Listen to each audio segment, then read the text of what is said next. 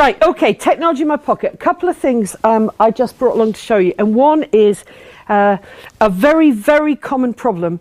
If you've got, I go into lots and lots of classes, I do everything, SLD, PMLD, right through to mainstream. And in mainstream and in any kind of supporting people with special needs of any age, there are 3 areas of access. We have physical access, the students who need, for example, switches, touch screens, complex access to use technology. We have cognitive access, which is what a lot of you have been talking about. How do we use technology to absolutely help people to understand things, because they might need to go through it again and again and again, or in different ways. But we have supportive access, which is the one where if you're like me and you can't draw, you go onto Google and you get a picture. Or when I started, we didn't have lovely writing with symbols. We didn't have communicate and print. So I used to have to draw the symbol of the cat to go with cat for my non-readers. They had severe learning difficulties. I couldn't draw. The whole thing was a disaster. And now we've got technology to do it. But supportive access is the thing that I see most frequently in mainstream schools. And Mary's alluded to it. The kid who is put near a computer and they are given something to copy out to make it look better because nobody can read their writing. Or they're given some resource material or a worksheet or something to work on, and I see this time and time again. It's next to a computer and we have a problem. They stop working. They're disinterested. Now then, I fully accept, because I'm in the Mary School, that that's not the best way to do a lesson, but you all know it happens. You all know it's happening in every school. It's happened in loads of schools this week. So what's going wrong? And what's going wrong is transition points, and you probably remember that from your early training. If you've got students who've got difficulties and you hit too many transition points in a lesson, they can't cope. It's the transition point where it goes wrong. Could be a big obvious one, like moving from one class to another, moving from break time out. That's when you'll have behaviour problems, that's when you'll have trouble. But let's just think of that scenario. We've got something that they have to look at next to the computer. What are we asking them to do in terms of skills? Because what we're asking them to do is to look at the screen, whatever they've got open, to visually fix on it, to hold that in their head. Then they have to transfer gaze. They have to redefine their visual focus. They have to look at whatever you're asking them to look at. They have to read it, which could be a problem. They have to then hold it in their brain, which could be a problem. They then have to transfer their attention again, back, refocus, new visual focal length, and transfer the information and use it. And can you see how many transition points are involved in just that tiny activity? And then people wonder why the kids give up and they stop. And so in this pocket, I have one of the most amazing low-tech devices known to mankind, because using something like this stops everything I've just said.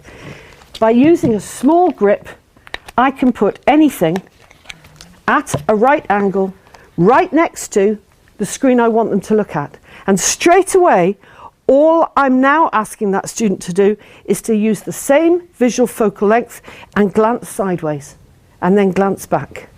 And you've removed so many transition points that you will increase the amount of writing they can cope with, and you will increase the quality of what you get. And it's that. You can use any variation on that. This is the one that I tend to hand out. So transition points, these little basics, we can do all the clever stuff. But if you walk into a class and they're not doing the little simple things right, you're still getting huge behaviour problems. And you're still not seeing what the children can do. So you absolutely have to nail the basic essentials of standing back, and if there's a problem, look for a transition point, because 9 times out of 10 that's what it is, and then you remove it. However, in my other pocket, I have a bit of higher tech. And this is my new favourite toy that I accidentally acquired at BET. If anyone hears from the stand where I promised just to try it for 10 minutes and bring it back, I do apologise. It takes bits of video. So I'm taking a bit of video of you guys now. I can zoom in and out, all right, but I'm not going to, because I've got very, very shaky hands. That'll do. Take a bit of video, just like that. And then I want to play it, because I want instant feedback for the students I work with. So we're going to play it straight away. And luckily, I have a projector, which I'll just zoom in. Just leave it on the table there, Cal. Right, now I've got really wobbly hands, but it is an HD projector. You can have a little play with it. I can project on ceilings, I can project on walls.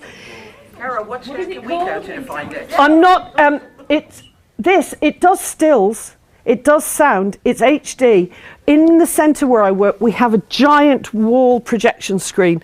And somebody who hasn't got shaky hands, this isn't because I'm scared, because I'm not. I genuinely have a shaky hand problem, probably the amount of caffeine. But we made it go right big. It is HD, it's fantastic. Have a little play. Now, how does that link to this? How does that link to this transition point? Well, it links really nicely. Low tech's perfect, but what I often do is video kids who are behaving badly. I keep video camera or something in my pocket. Now I've got this. Perfect. Don't you flip cam, love it, but I've still got to plug it into something. This, I'll just video you and then I'll whack it on the wall and you can see yourself behaving badly. And you'd be amazed how frequently, when faced with their own screaming, their own ranting, they stop and go, what? So, low tech, high tech, doesn't matter. Carry it in your pocket, carry the right stuff. But don't forget the basics. And that's me. It's called 3M. But you'll have to Google it. I honestly. I know there's moving from the audience. There are other products available. Yeah. If we've got I was asked I wasn't going to do it. I'm not selling a product. No, I absolutely not selling it. I'm just talking about low tech, high tech that I can fit in my pocket. Where's the box? Box? Are they charging? The warranty card. That would have been obvious. I wasn't bringing it back if I asked for the charger. You've gone on time, so if you want to. No, I'm done. That's me.